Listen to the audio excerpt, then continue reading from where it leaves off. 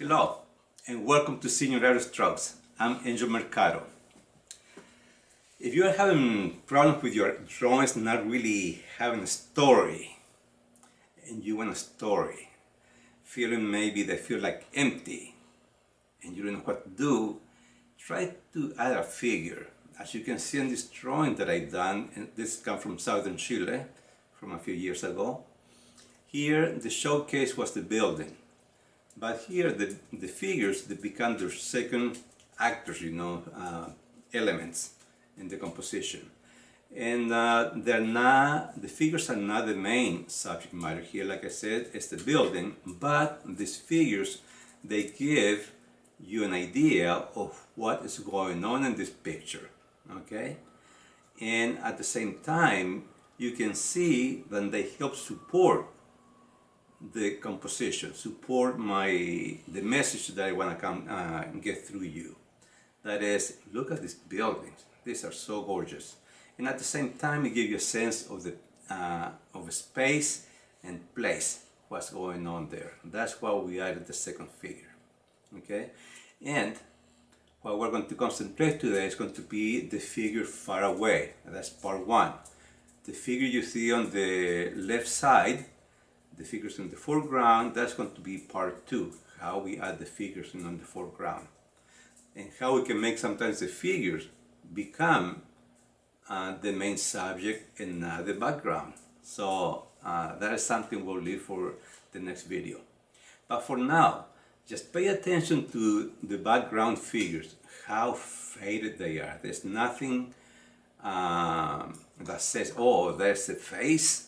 There are the eyes, the features of the face, the features of, there's the torso. No, here we're talking about shapes. So if you squint your eyes, you will see this. And that's how I want you to start learning to sketch. Squint your eyes. They will help you so much in the long run. Sounds funny at first, but you will see how useful it is later on once you start using this. And remember, don't put too much detail in them. If you put too much detail in them, you are going to lose the sense of the illusion of being far away. You are going to start bringing those figures too close to the foreground because you're adding too many details. So remember that. We don't want a lot of details on this one, okay? So that's what we're going to concentrate on today. And if you stay till the end, I'm going to show you a trick that maybe you didn't even know you could do. So stay tuned for that. And now let's go and see how we can do this. But remember, down below in the descriptions, I have a free guide on how to start a new composition, a new drawing. Sometimes for new people this is difficult, and this guide will help you do that. So now let's go and see how we can do this. And of course, a like would be nice if you find this good and useful. And leave me a little comment if you have something else you might want me to do here to help you out and you might want to see. Maybe we can make a video about that and see how useful you found this. I would love to hear it if you really enjoy this kind of drawings, if you want to see more of this kind of stuff, or what else, what kind of material you might like to me to cover. So now let's go and see how we do this. Okay, so the first thing we're going to talk about are the art materials. I'm using pencils, charcoal pencils from soft, medium and hard.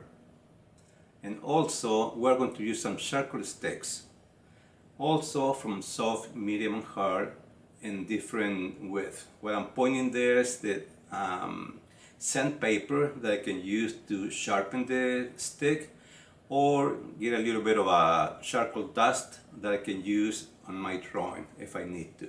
So that's that's there. And of course also we're going to be using the kneaded eraser, something that is so useful. Stump if you have one, tissue, but really I like to use my fingers. That's what I use most of the time to blend the charcoal with. Just make sure you wash your hands good, make sure they're not sticky, oily. That way you can use them and not be afraid of making oily marks in the paper. That's all it takes. So once we have nice clean hands, they're all dry, then we're ready to start sketching. And the very first thing we do, as you can see here, remember we're talking about these figures far away at the distance. So we're not going to have to worry about adding a lot of details to them.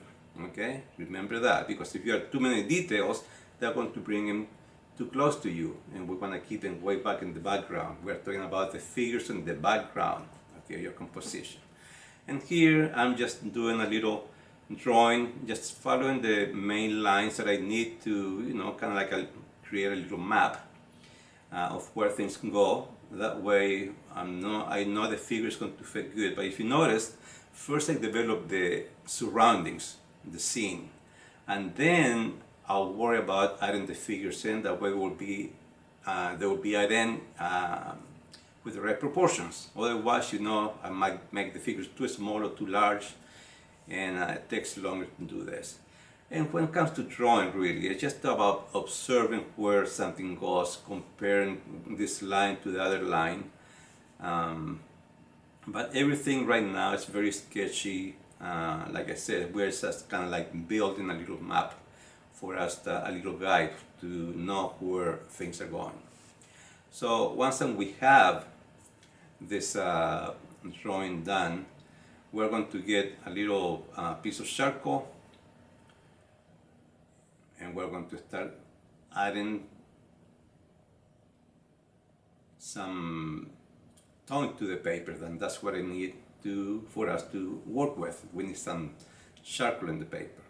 But first, we're going to add something else, and we need everything that we need to keep a little bit of white. We have to draw a little bit of that. That way we're not going to add too much charcoal into that area. That way we can keep the white of the paper. Otherwise we might lose that if we start adding too much charcoal on top of the whites where we want to preserve the whites. And everything at this point is just rough, you know, it's just an idea. Roughly is here. This is a shape. I'm not drawing a head, I'm not drawing a torso, legs. It's a shape that I'm seeing there.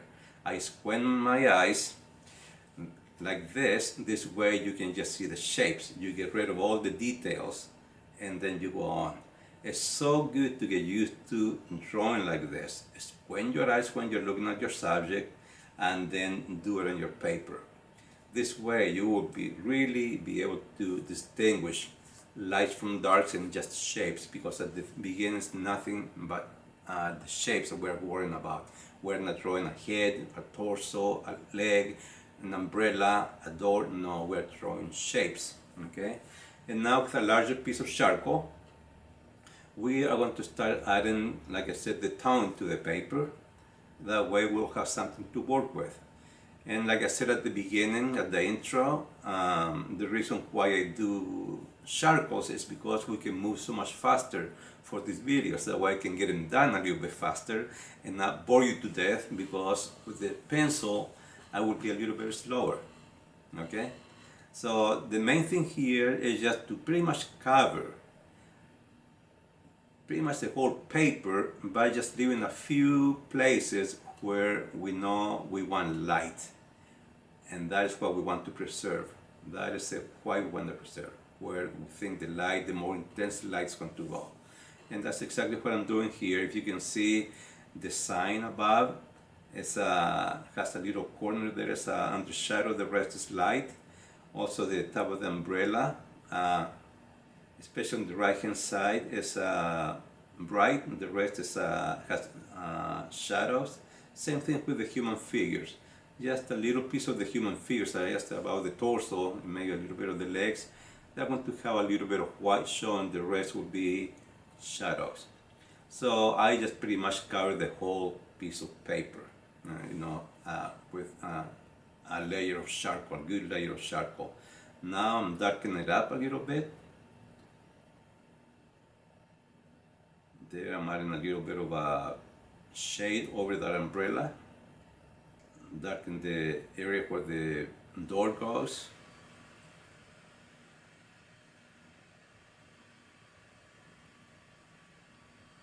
And as you can see, I'm not very careful at this stage. you just want to keep it loose. That's the main thing. If you get too tight from the beginning, you're going to end up with a very uptight, looking sketch. But for me, I like the looseness, so I try to keep it as loose as I can. And I know I lost a lot of my sketch here, but that's okay, because it's an easy drawing. We can redraw it. And once I got my edges clean a little bit with the eraser, now I'm going to take the pencil. This is a soft pencil, and I'm going to redraw some of the main lines that I need, so I will remember where they go, because sometimes we lose track of this stuff. So that's what I'm doing. Just the main lines that I think are necessary are the ones that I'm redrawing, and the rest, we just leave for the following layers. I like to draw in layers because it gives you the freedom to not have to worry about making mistakes from the early, from the beginning. You just have to observe, pay attention to what you're doing here, and just keep things loose. Try to keep them as loose as you can. Remember, we're enjoying this, so the looser you can be, the more expressive the drawing is going to look. So that's exactly what we're trying to achieve here. And right there was a little cart, I remember. They were selling something that I don't really know what it was. It could have been food, could have been flowers, could have been souvenirs, who knows. This was a pretty touristy area, right by the sea.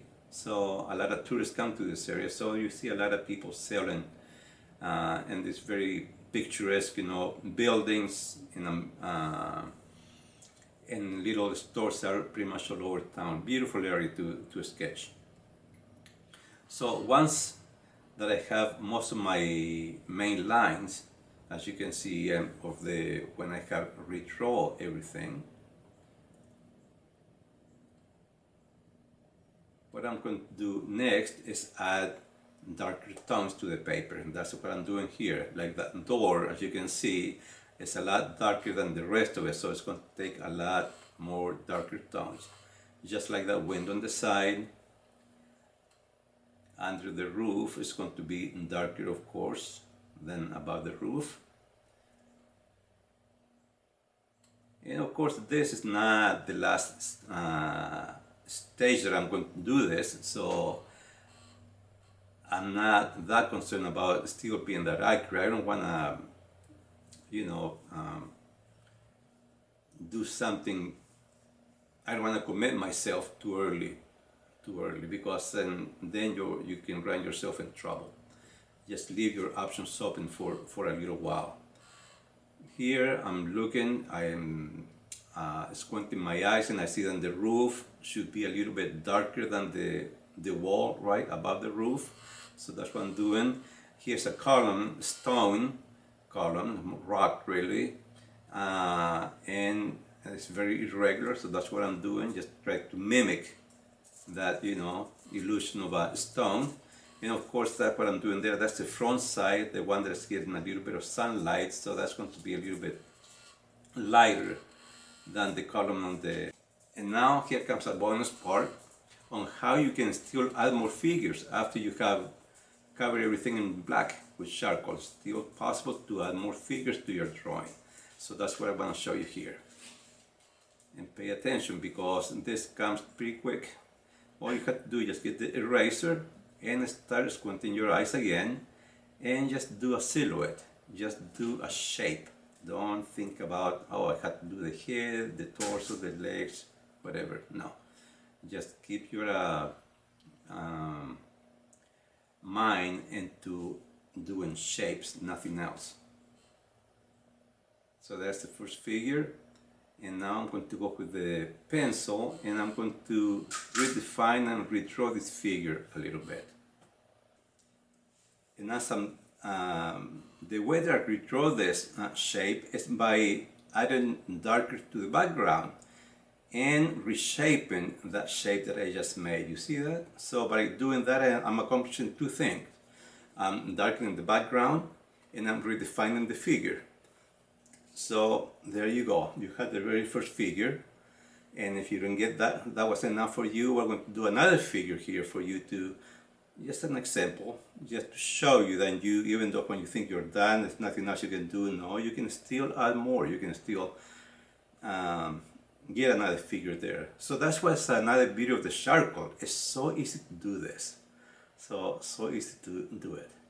So this is, my friends, what I have for you today. I hope you'll practice it, you'll enjoy it, and remember, practice makes perfection.